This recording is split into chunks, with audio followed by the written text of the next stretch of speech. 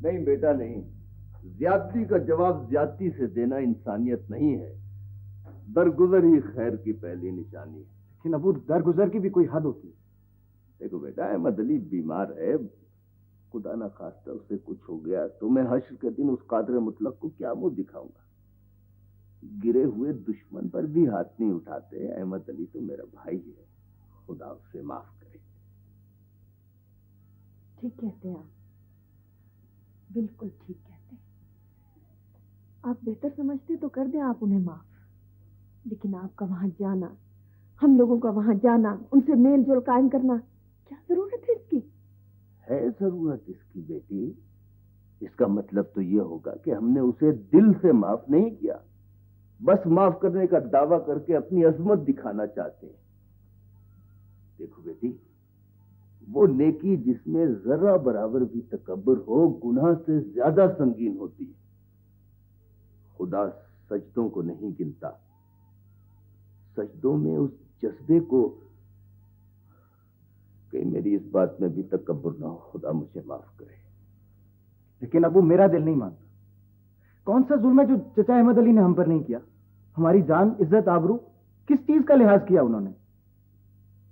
میں تو یہ سمجھتا ہوں کہ قدرت ان کو ان کے گناہوں کی سزا دے رہی ہے۔ نہ بیٹا نہ، ایسی باتیں نہیں کرتے۔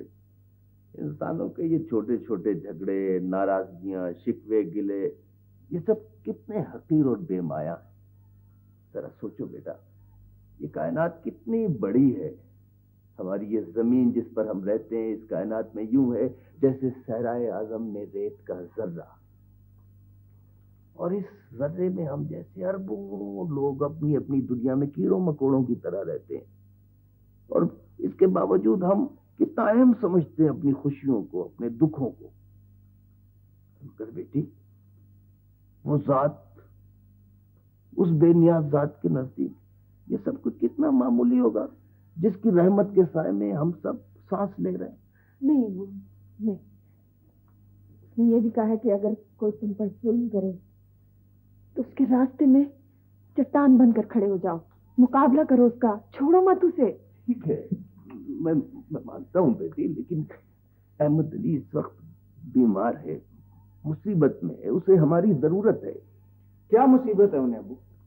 آپ خود ہی تو کہہ رہے ہیں کہ 6 ڈاکٹر ان کے سراہنے کھڑے ہیں، بہترین علاج میسر ہے انہیں، اور کیا چاہیے انہیں؟